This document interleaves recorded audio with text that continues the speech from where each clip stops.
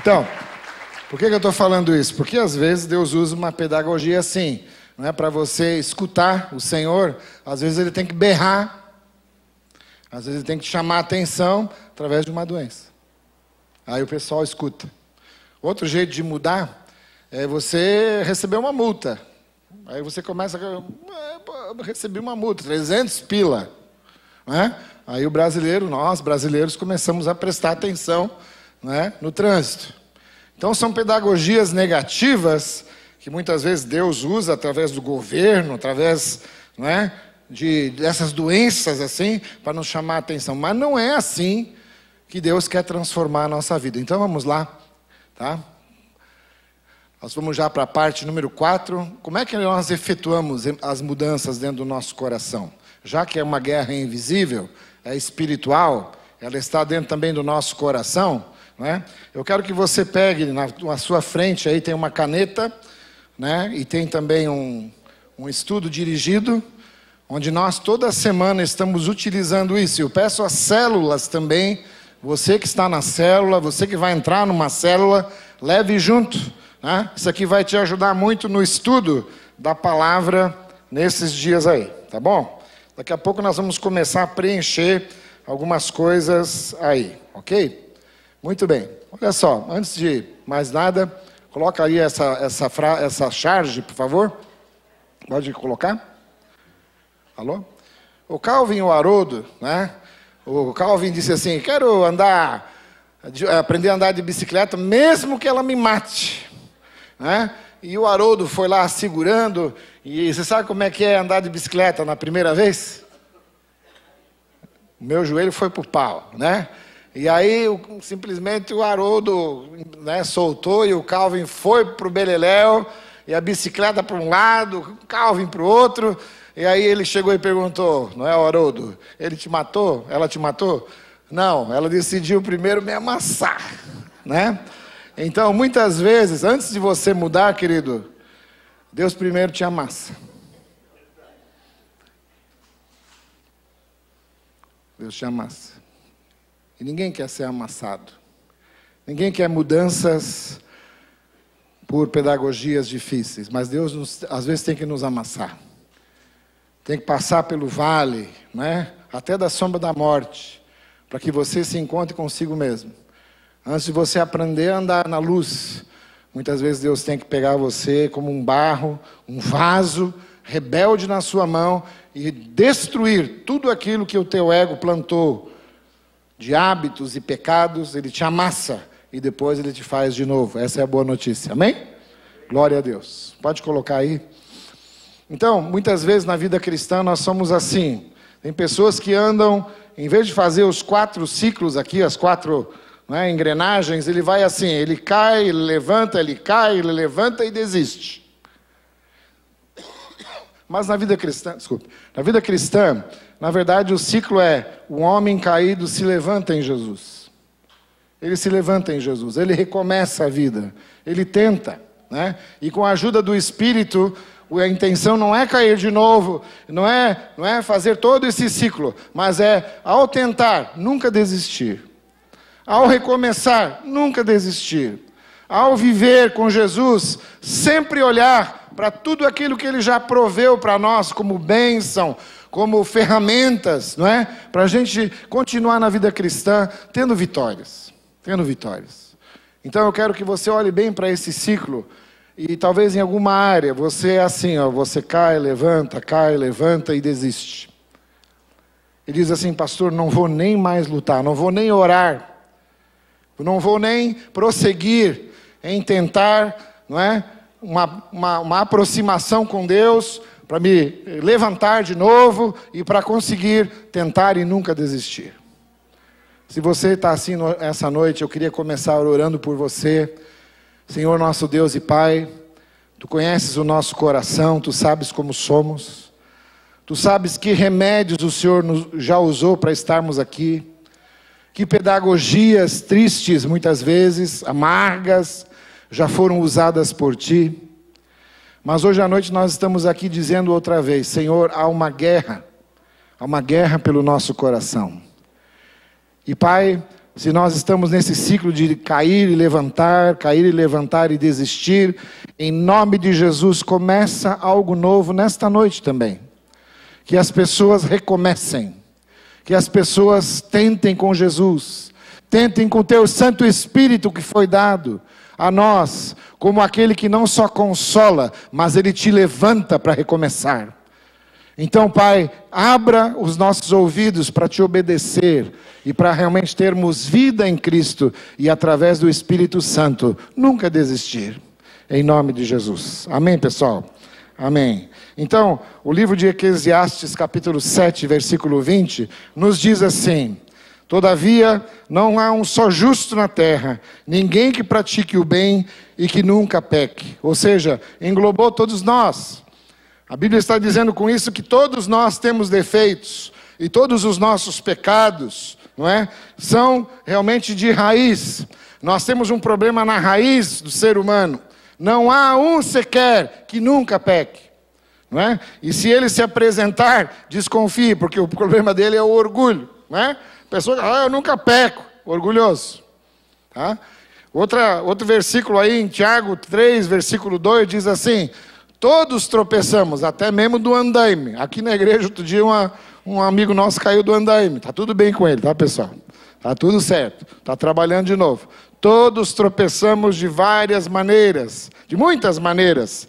Se alguém não tropeça no falar, tá, o homem é perfeito, sendo também capaz de dominar todo o seu corpo. Nossa, não é? Tiago é muito prático e pragmático, dizendo assim: se você consegue dominar a sua língua, se você consegue dominar, não é, esse ímpeto de falar mal, de fazer reparações, de deixar os outros para baixo, você começa uma mudança significativa através, não é, dessa atitude. Então, vários versículos na Bíblia nos apontam de que todos nós temos alguma coisa dentro de nós que nos faz tropeçar e cair. Isso é do homem. O homem é assim, tá?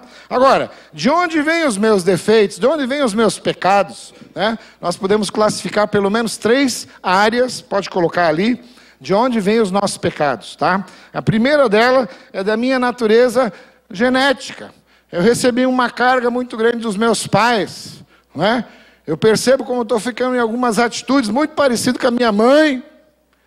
E eu dizia assim: jamais serei como a minha mãe. E a gente olha para a dona Beth e diz assim: meu Deus, como eu sou parecido com ela. Não é? E a nossa genética muitas vezes nos trai.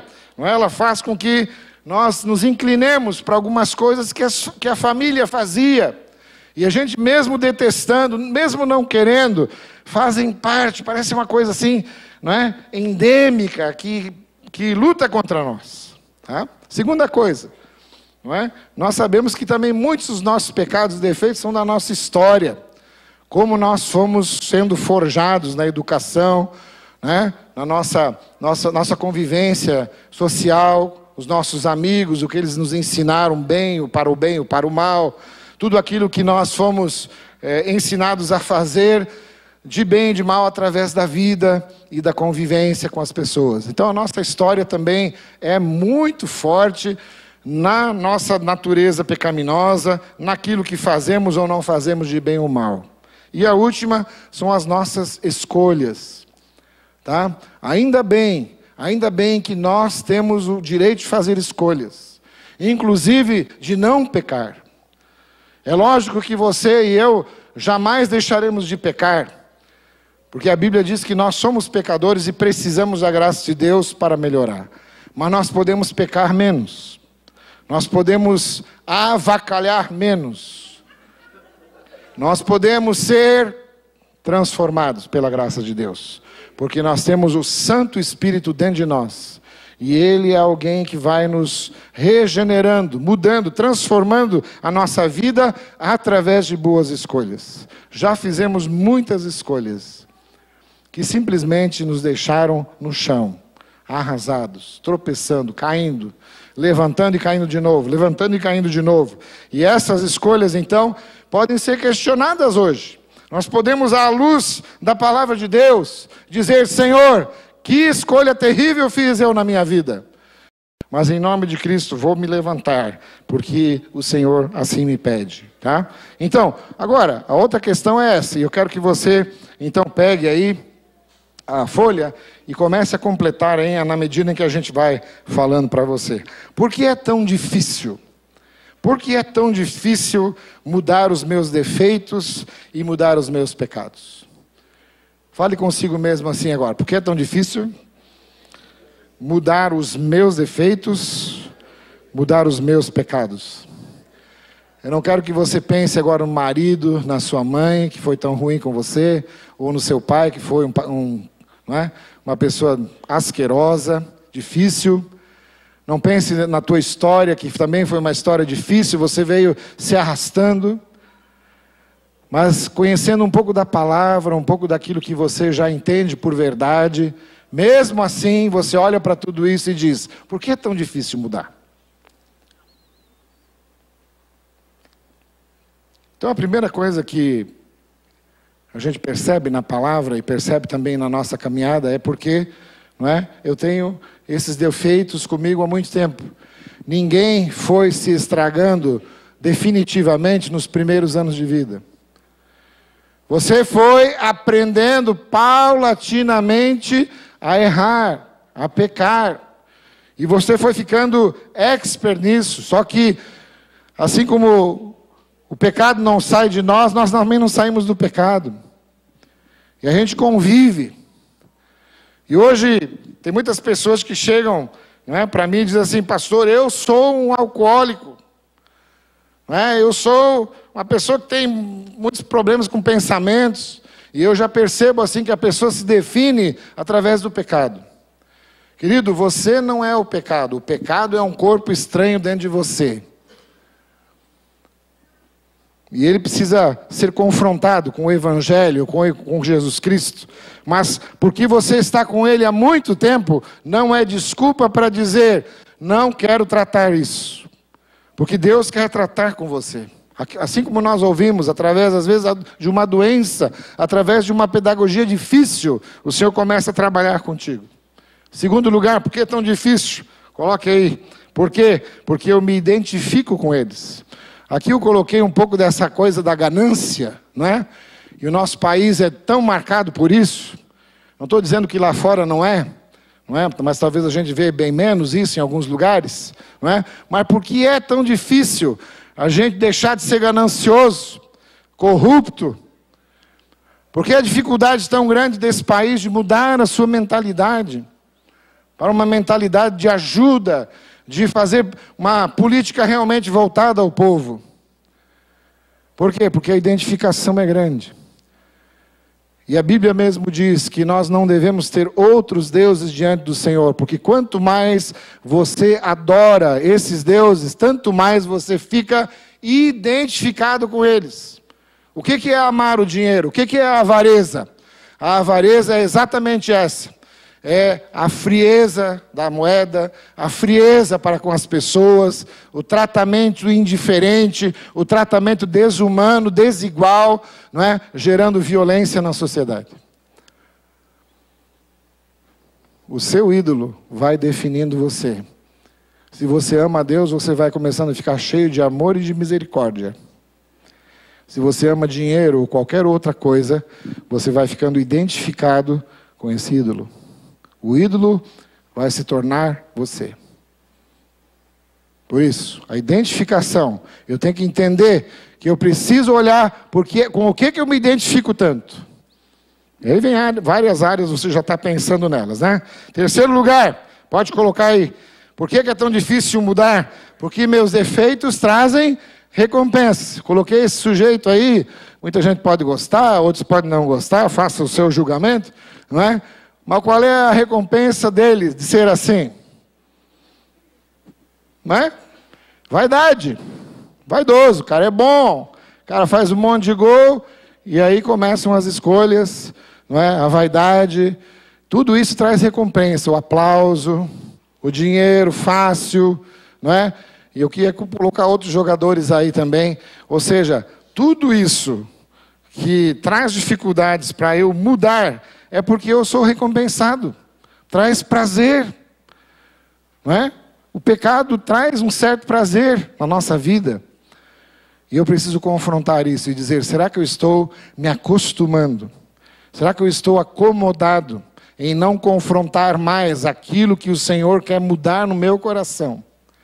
E Ele, assim como levou tempo para mudar, Ele pode fazer a mudança rapidamente, ou Ele pode fazer a mudança paulatinamente. Se você quiser uma mudança do tipo assim, uma flor que em poucos meses desabrocha e depois de poucos dias morre, essa não vai ser uma mudança significativa, ela vai ser cosmética. Mas o Senhor demora 60 anos para construir um carvalho. Eu prefiro uma mudança paulatina que o Senhor vai fazendo em nossas vidas para nos fazer carvalhos de justiça para o nosso Deus. O que você quer? Mudança de flor ou mudança de estrutura de um carvalho? Tá?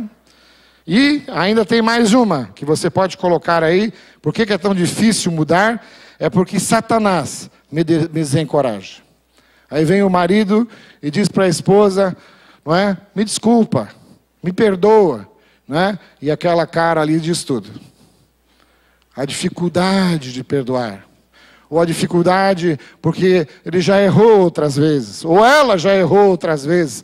Não é? E aquela cara, não é, de que não vem de novo. Não vem de novo, porque de novo naquela área você pecou. Você não merece. Realmente não merece. Se não for por Jesus, se não houver o Evangelho em nossos relacionamentos conjugais, se não houver o Evangelho dentro da nossa família, gente, tudo está perdido. Todos os relacionamentos, toda a nossa capacidade de viver em sociedade, se não for por Jesus Cristo, nosso Senhor, não é? O Satanás vai nos desencorajar e dizer, não perdoa não, não merece, não vai mudar nunca, chuta esse cara. Ou essa cara. Silêncio na igreja. É porque você já pensou assim. Então, se as falhas estão comigo há muito tempo, eu me acostumei com elas, as minhas falhas têm uma recompensa, e porque Satanás me desencoraja, então não tem jeito, né, pessoal? Agora nós vamos entrar com a palavra de Deus, tá? Coloca aí Efésios, pode ler aqui no seu texto, né? Como eu posso experimentar, de fato, mudanças em minha vida. Vamos ler o texto abaixo de Efésios 4, 21, até o versículo 27. De fato, vocês ouviram ao falar dele, e nele foram ensinados de acordo com a verdade que está em Jesus.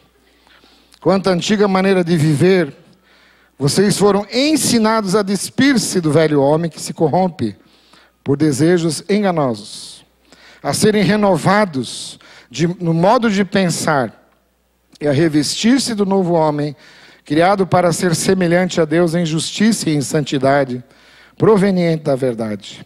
Portanto, cada um de vocês deve abandonar a mentira e falar a verdade com seu próximo, pois todos somos membros de um mesmo corpo. Quando vocês ficarem irados, não pequem. Apaziguem, não é apaziguem, tá, pessoal? É apaziguem a sua ira antes que o sol se ponha.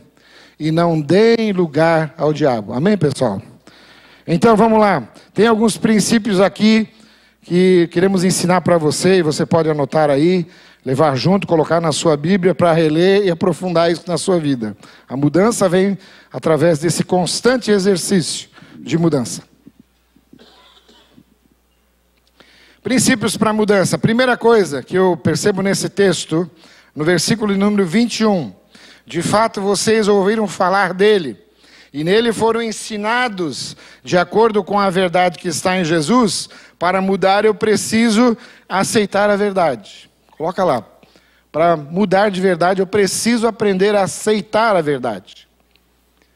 Então, semana passada nós falamos sobre o versículo que tem sido usado politicamente no nosso país, que é um versículo, na verdade, para mudança espiritual.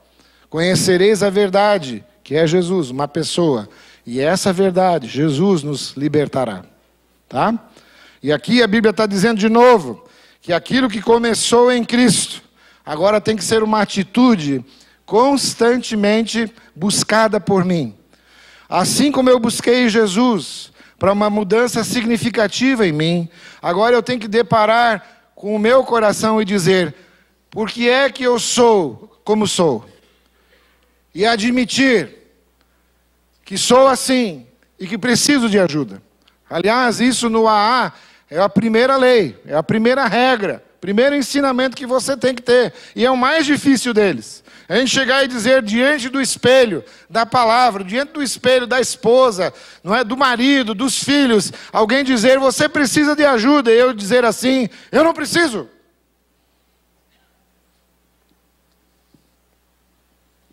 Ou a gente faz isso para apaziguar dentro de casa, não é? E deixar o pessoal de pegar no pé e dar uma disfarçada. Querido, para você mudar de verdade, você precisa aceitar a verdade em Cristo Jesus, para uma libertação, mas também uma verdade a respeito de si mesmo. Diga comigo, colocando a mão para cima assim como eu estou. A mudança é necessária e ela começa comigo. Não é com a pessoa do meu lado aqui não, tá? A mudança começa comigo, querido.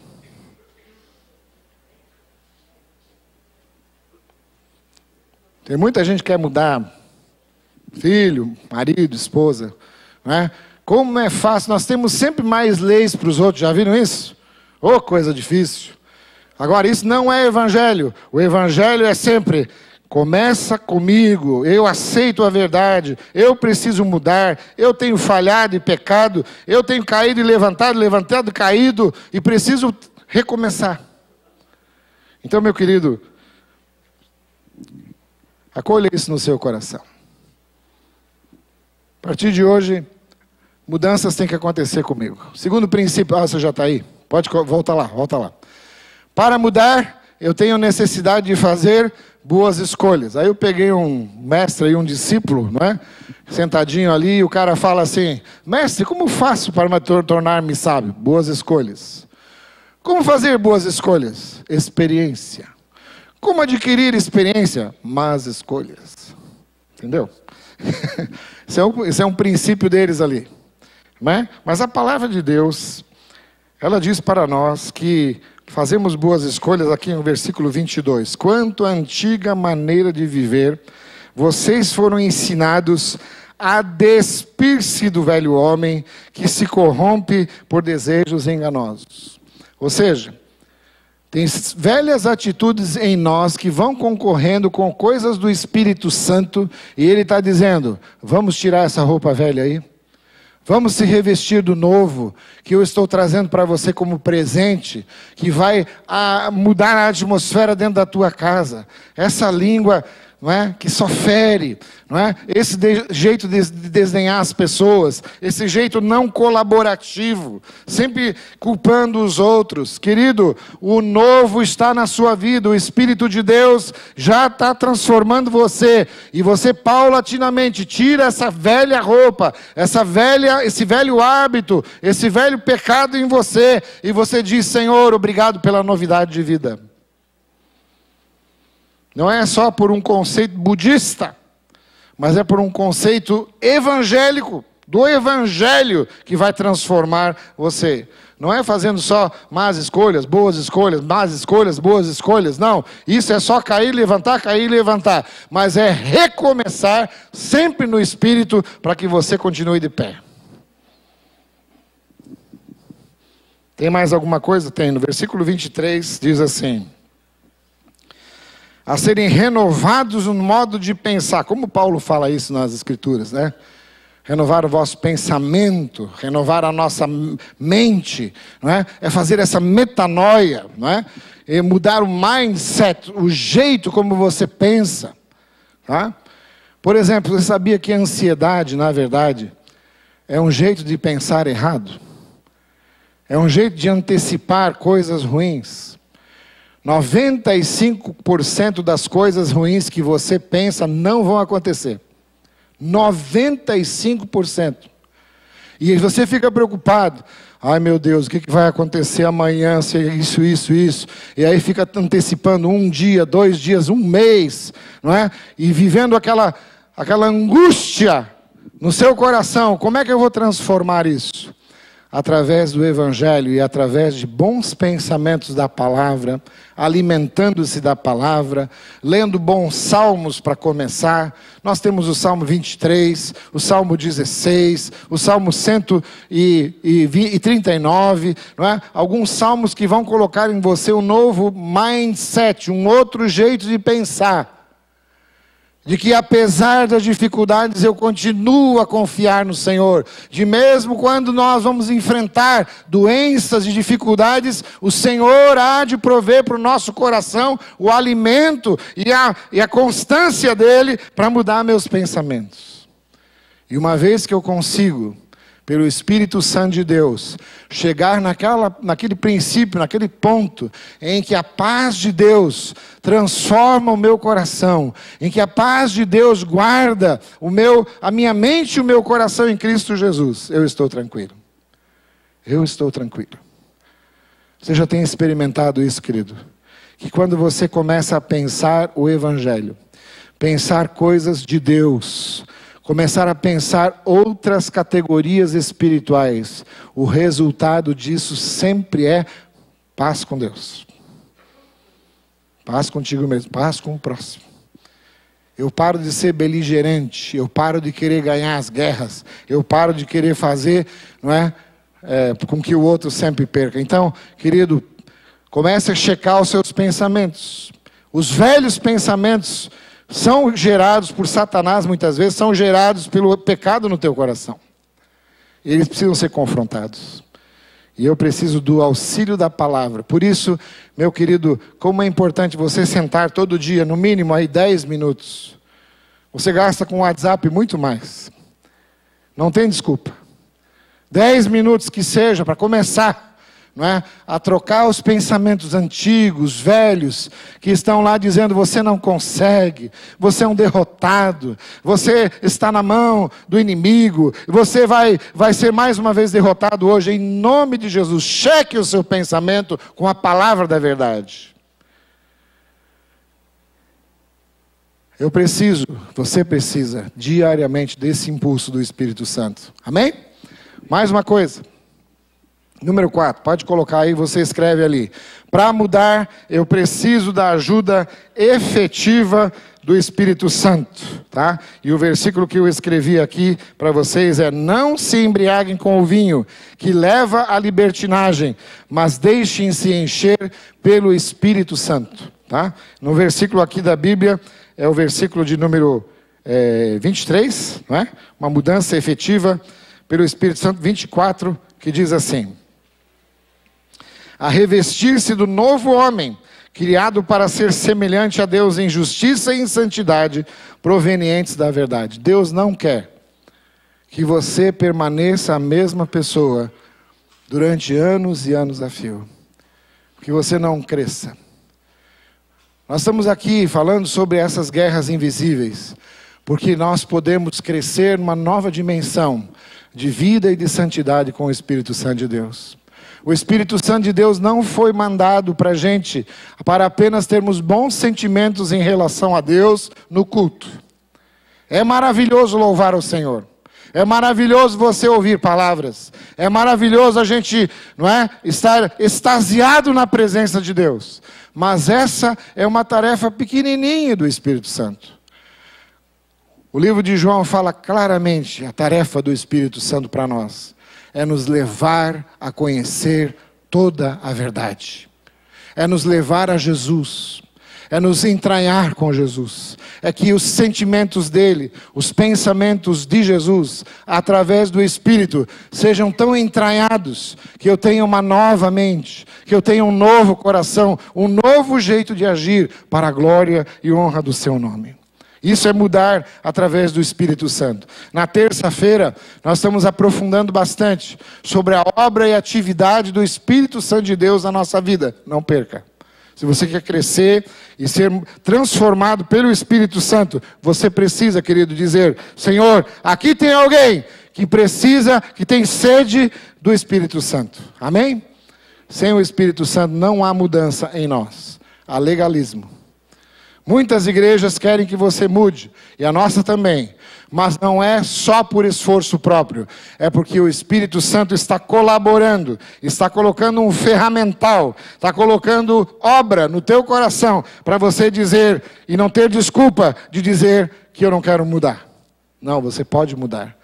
Porque Ele está em você, e Ele vai te ajudar.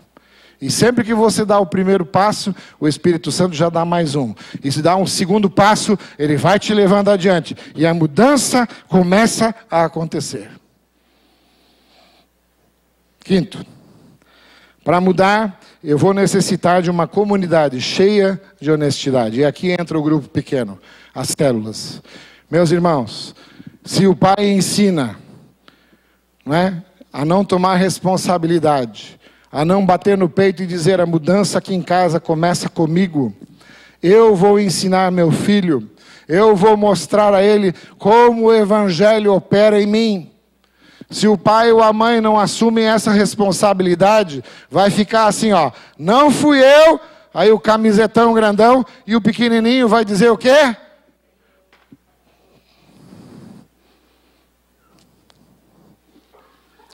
Então, meu querido, o que eu quero dizer quando eu digo que você precisa de uma comunidade cheia de honestidade? Portanto, cada um de vocês deve abandonar a mentira e falar a verdade ao seu próximo, pois todos somos membros do mesmo corpo. Quando eu começo a olhar nos olhos do meu irmão e dizer, olha, eu tive uma semana muito difícil. E a minha semana foi de derrota. A minha semana foi marcada por dificuldades na área X. Eu começo a olhar no olho dele, falar a verdade. Aquela verdade toca lá no coração dele. E ele vai sendo transformado e também me ajuda a orar, não julgar, não me diminuir, porque eu não preciso disso. O meu próprio pecado e a convicção que o Espírito Santo trouxe de pecado na minha vida já é mais do que suficiente para dizer, meu Deus, como eu caí. Mas o irmão cheio do Espírito Santo, lá no grupo pequeno, 1 ou 2 pessoas, 3 pessoas no máximo, que se amam, que se ajudam mutuamente e que podem ouvir sem julgar, onde não há lugar para mentira, você vai crescer em nome de Jesus. Você vai crescer. Só que nós, a nossa sociedade, e pelo amor ter se esfriado, segundo Mateus capítulo 24, o amor está se esfriando tanto, que nós já não confiamos mais em ninguém. E nós precisamos voltar a confiar nos nossos irmãos em Cristo Jesus, para que haja vitória em nosso meio, para que haja mudança efetiva no nosso meio. Precisamos de comunidade que diga, não, fui eu mesmo, eu pequei, e eu estou em falha contigo, me perdoa, meu irmão. Temos que voltar a esse evangelho puro, esse evangelho que nos dá a alegria de viver. E os pequenos vão dizer, eu também, papai, eu também, mamãe, eu preciso de vocês, eu preciso de ajuda para suplantar os meus defeitos, as minhas áreas cheias de falhas. E por último, pessoal, escreva aí. Para mudar, eu posso aprender a vencer as tentações. Tentações na Bíblia não são empecilhos invencíveis.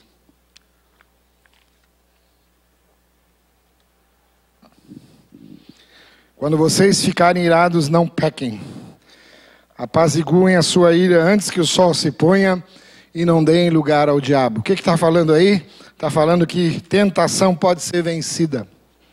Tentação pode ser vencida com passos que a gente dá em direção à mudança, em dizer que eu preciso encarar nos olhos as minhas tentações e dizer, Senhor, eu preciso de Ti, preciso do Espírito Santo e vou mudar isso aí. Não é? Quando você começa a confessar o seu pecado a Deus, você é perdoado. Quando você começa a ter confiança com os irmãos, não é? A sua tentação começa a ser vencida, você começa a ser vitorioso na sua vida.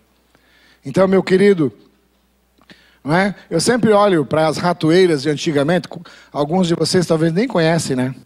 Geração mais nova conhece ratoeira? Não? Então, por que a gente coloca apenas um queijinho na ponta da ratoeira e não coloca um queijão?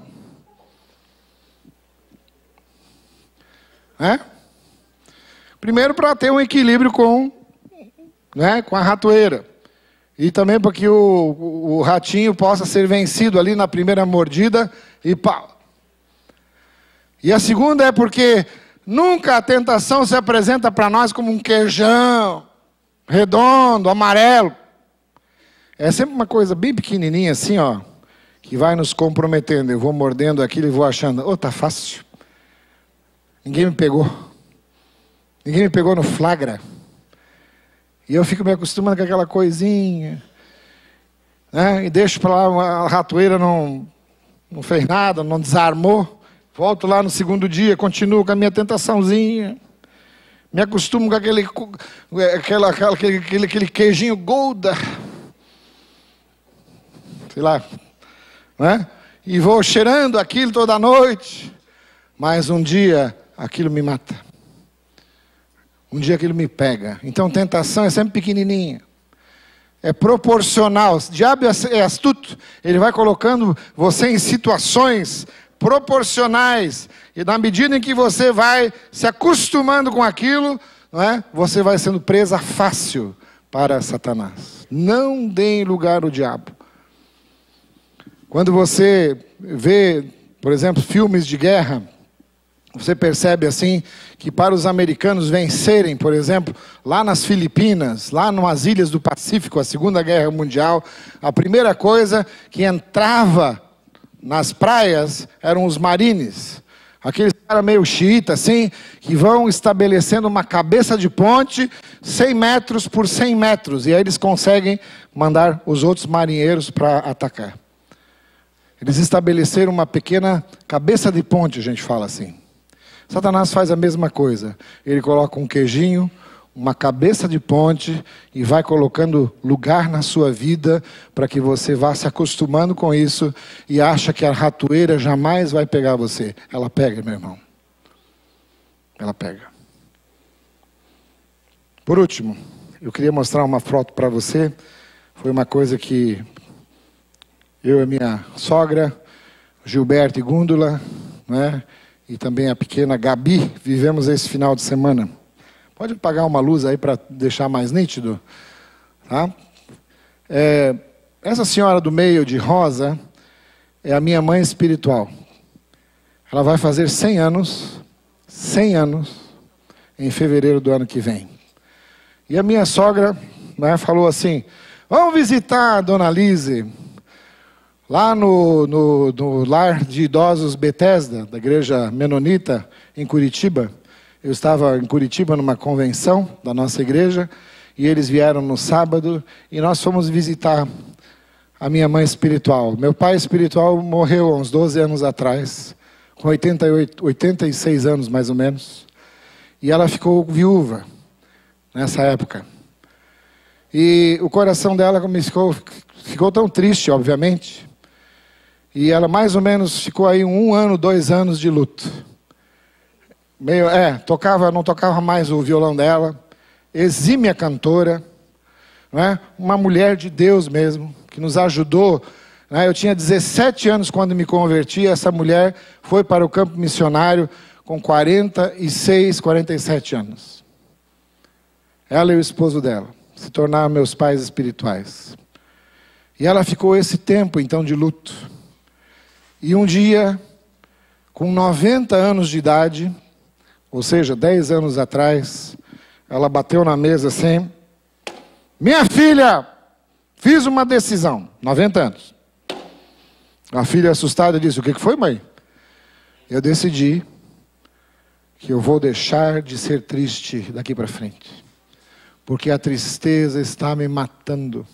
Eu não quero mais ser triste. Eu vou ser alegre em nome de Jesus. 90 anos. Ela pegou aquele violãozinho dela e começou a cantar de novo. Para Jesus. E a transformação começou a acontecer no coração dela. Hoje ela está com 99 anos, dando banho de saúde e de alegria ali naquele lugar. Quando eu a vi, Eu peguei o violão, o Gilberto pegou o violino. Fizemos um barulho lá, grande, naquele lugar. E os velhinhos vinham de tudo que é canto. E vieram cantar os hinos para Jesus junto com ela.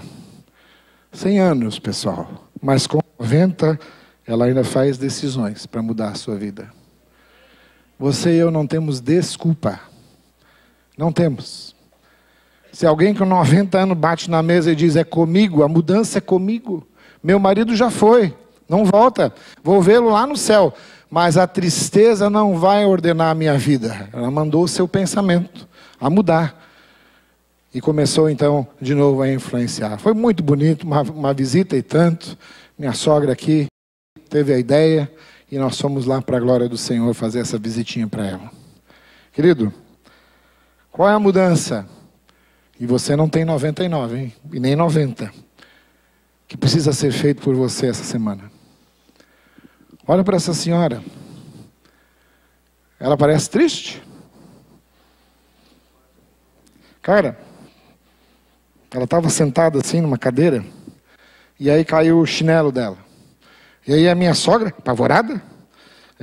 Minha cunhada, apavorada. Vamos pegar, vamos... Ela rapidamente pegou assim. Tchá, pá.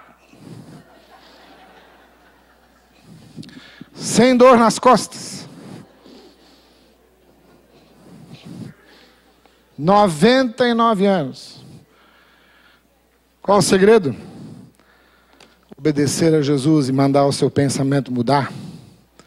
Qual o segredo? Louvar o Senhor. Qual o segredo? Fazer as pessoas, né, ser grato às pessoas. Quando vinha ali uma enfermeira trazer um cafezinho, ela dizia assim, muito obrigado, nem precisava. Tem mulher assim, arrogante, homem também, diz assim, ó, só isso? Cadê a bolachinha? Recheada? Muito obrigado, querida, muito obrigado, Deus abençoe você. Aí eu tinha ido num outro quarto lá, fazer uma oração por um enfermo, e ela dizia assim, onde é que estão os meninos? Onde é que estão os meninos? Não vão embora sem me dar um abraço. Aí a minha mãe espiritual me pegou assim, me agarrou, e não queria deixar mais soltar, ela colocou o rosto dela aqui, e disse assim, muito obrigado pela visita. Eu não esperava. Vocês alegraram o meu dia e alegraram o asilo. Querido, quando uma pessoa muda, muda todo um ambiente. Quando uma pessoa diz, eu vou mudar, porque o Espírito Santo está em mim, e isso não vai me afetar em nome de Jesus, mesmo que seja com 90 anos, aleluia, todo mundo agradece. Então, meu querido, olha bem para dentro do teu coração. E seja como aquele peixinho que sai da mesmice para uma outra vida e diga, Senhor, a mudança vai começar no meu coração. Eu quero olhar no espelho do meu coração e da palavra de Deus e dizer, tem chance para mim, porque o Espírito Santo está dentro do meu coração. E esse Espírito vai te levar, não é? Há vários anos ainda, a experimentar as vitórias do Senhor na sua vida. Fique de pé em nome de Jesus. Vamos orar, pessoal. Vamos orar. Como já foi falado pelo Rafa, o que derrota o câncer não é a quimioterapia em primeiro lugar, mas é a oração do povo de Deus. A mudança vem através da oração. A mudança vem pelo Espírito Santo de Deus. E não vai embora antes de receber essa oração hoje à noite. Senhor, nós estamos aqui falando das guerras, falando da dificuldade da mudança. Nós culpamos a genética, nós culpamos a história de vida, nós culpamos as escolhas que fizemos, tudo isso é verdade. Mas nós não temos, como filhos de Deus, nenhuma desculpa para continuar nos velhos caminhos. Oh, não, jamais, jamais. Nós temos muitos exemplos na Bíblia e em carne e osso que nos impulsionam para frente. Pessoas que já venceram tantas tentações, tantos pecados, que não se acovardaram, que não disseram, Senhor, não consigo. Senhor, hoje à noite tem gente aqui que já desistiu. Em nome de Jesus, pelo Espírito de Deus, levanta essa pessoa novamente. Levanta, Senhor, a sua fé. Diga para ele: você não é filho do diabo, você é filho de Deus. E Deus está em você, dizendo: chega, chega, mude de atitude hoje. E diga: eu tenho o Espírito de Deus em mim, e Ele está chorando, intercedendo, Ele está vibrando por mim, dizendo: filho meu, eu estou contigo até a tua vitória. Oh Espírito Santo, enche a tua igreja de esperança, enche a tua igreja de mudança, enche a tua igreja, Senhor, com poder e com graça, porque, Senhor, sem Ti nada podemos fazer. Oh Senhor, vem encher o nosso coração de muita alegria por fazermos pequenas mudanças essa semana. Quem sabe hoje à noite já você vai dizer: Senhor, meus olhos precisam mudar, de ver novas coisas. Minha língua precisa calar diante de algumas situações. Minha atitude arrogante precisa mudar diante de pessoas. Pai, nós queremos denunciar aqui qualquer pecado que está realmente roubando a nossa alegria, a nossa paz. Que seja confrontado em nome de Jesus. E que eu possa dizer: Senhor, obrigado, porque Tu vais lutar essa guerra comigo. E eu vou sair vencedor em nome de Jesus. A santidade vai pegar em seu coração de novo. E você vai ter um projeto de santidade para você, que vai influenciar um bairro todo, uma família toda, uma igreja toda, para a glória do Senhor. Que comece com você, querido. Não olhe para o seu lado, que você vai achar muitos defeitos na igreja, é verdade. Mas comece com você. Porque a sua mudança vai ensejar muitas mudanças aqui. E para a glória do Senhor Jesus, que você saia daqui hoje à noite com essa alegria no seu coração. Em nome de Jesus, diga amém. Glória a Deus. Abraça o seu irmão, diga: a mudança está chegando. A mudança chegou em Jesus. A mudança está chegando e a mudança chegou em Jesus. Amém? Glórias a Deus. Aplauda o Senhor aí bem alto, pessoal. Glória a Deus. Glória a Deus. Deus abençoe o teu coração. Uma boa semana, tá? Vamos com Jesus. Deus abençoe você. Amém.